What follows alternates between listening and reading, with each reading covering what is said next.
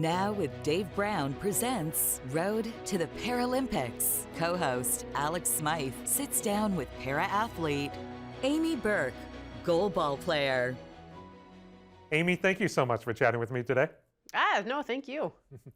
For someone who doesn't know, how would you describe goalball? All right, so goalball is a sport specifically for blind and visually impaired athletes. And while many athletes can have a different level of visual impairment, we make it fun by giving everyone a blacked out eye shade so that everyone can't see a single thing. We have a ball that's a little bigger than a basketball. It's a hard rubber. It weighs 1.25 kilograms, and it has 3 bells in it so that when you roll it, it makes noise. We play on the dimensions of a volleyball court, so it's 9 by 18 meters. So our net is the 9 meters long, and our opponent's net is 18 meters from us. We throw the ball in a high-speed bowling motion. Women are now throwing it up to about 63 kilometers an hour, and men, are hitting it around that 80 kilometers, I think, maybe now. And the whole objective of the game is to use your body to stop that ball from going into your net. And so you and I first met as you were preparing for the Tokyo Games. Since that time, how has your game evolved? Because even back then, you were whipping that ball very strong, very hard. You were considered one of the best, if not in the country, in the world at your position. How has your game evolved since then? I'm all for trying to get better. I never like to stay complacent. So again, it's just going back to, looking at that technique and breaking it down and seeing what can we tweak to make the ball that much faster. And I'm so proud to say that I'm now hitting the 60-kilometer mark, which is so, I love it.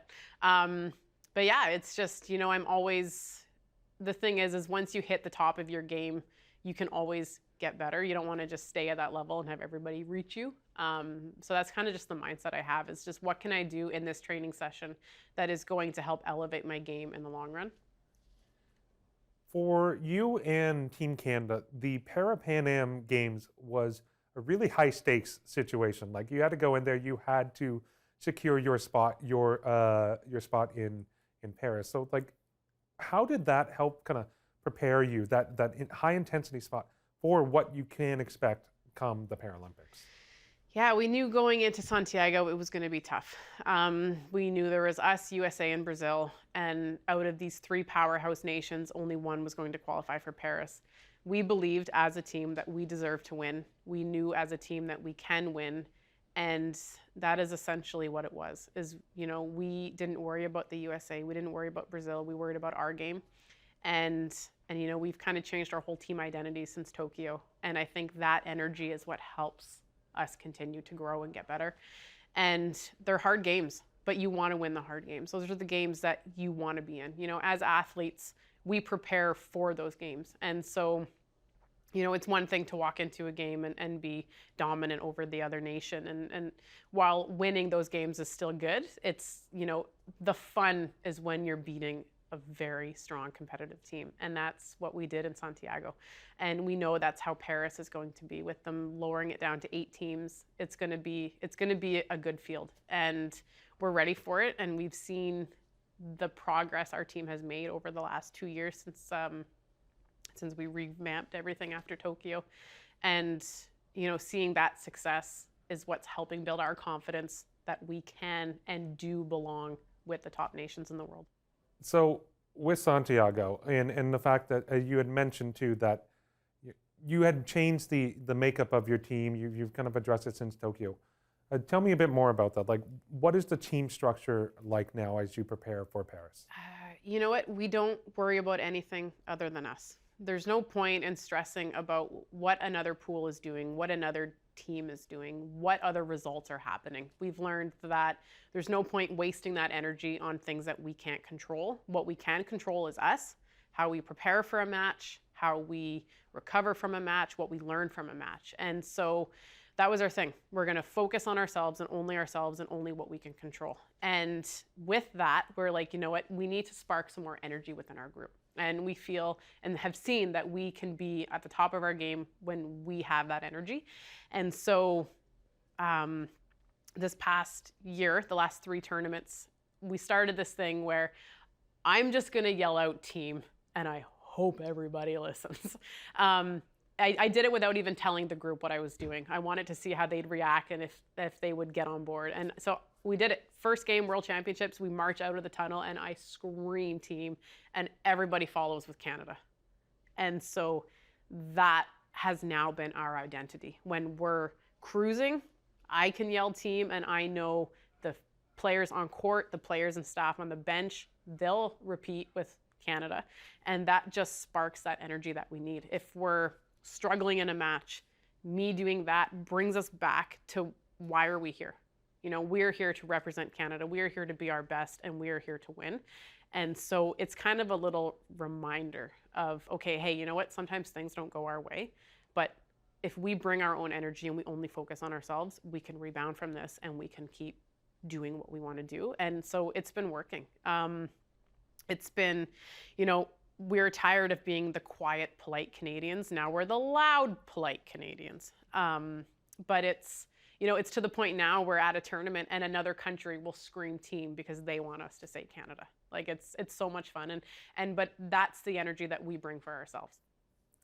And you've been competing at the national level for a long time. Like, what is the kind of evolution or the changes within the, not only yourself, but the team and the growth of the sport in Canada that you've felt and you've seen through your years? Yeah, the sport has changed a lot over my career, and for the better, of course. And it's just, you know, you kind of hit that roller coaster events, but then we've learned that the more we believe in what we can accomplish, we tend to excel. So it's a lot of it is just a mental mind game. And, you know, like we have all of the tools and we've put in all the work, but if you can't have that mental mindset, and it's hard, like your mind is a powerful machine that can work against you.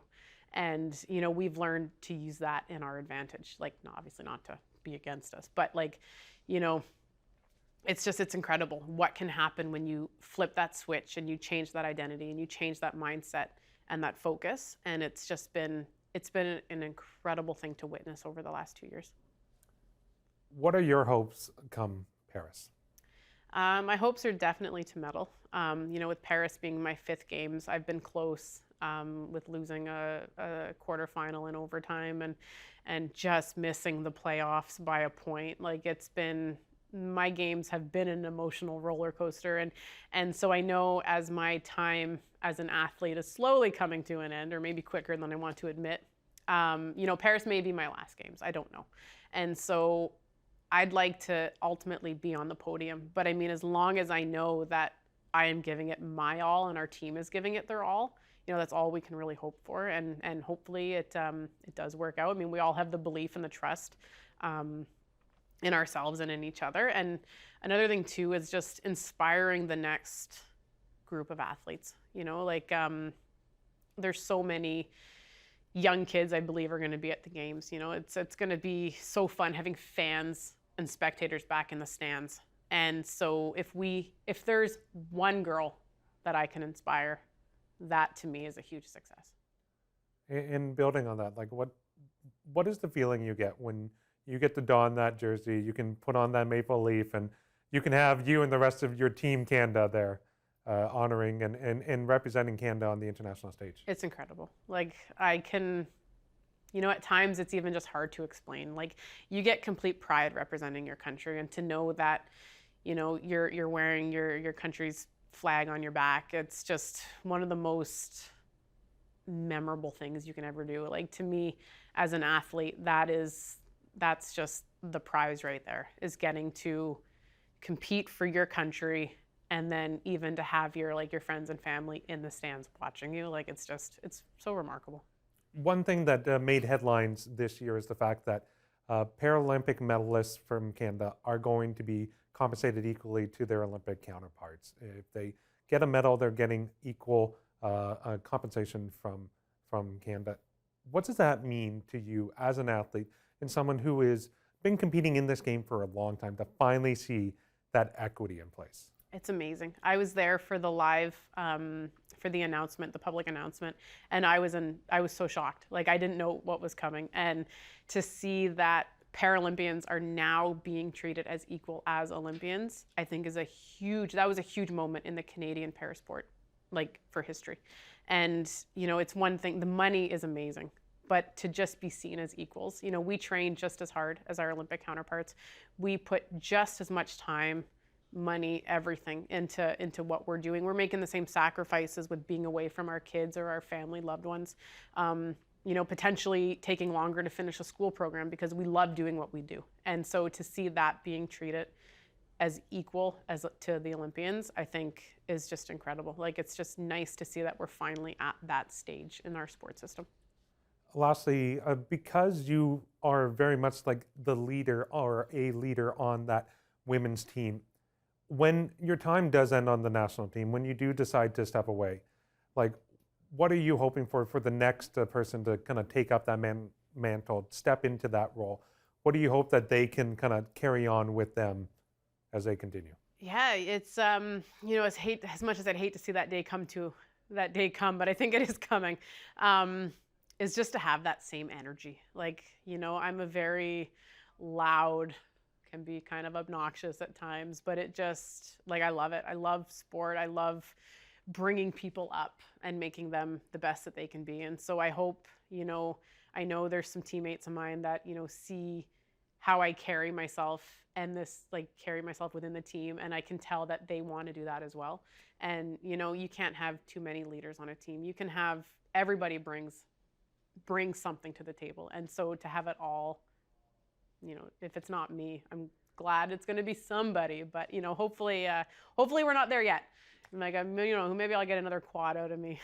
You're still kind of increasing your speeds and your throwing. Mm-hmm. I mean, as long as you're doing that, you still got a place on that team. That's true. Yeah. As long as I can keep showing results. Amy, thank you so much. Thank you so much. Now with Dave Brown, weekdays at 9 a.m. Eastern on AMI-TV. Watch highlights, now streaming on AMI+.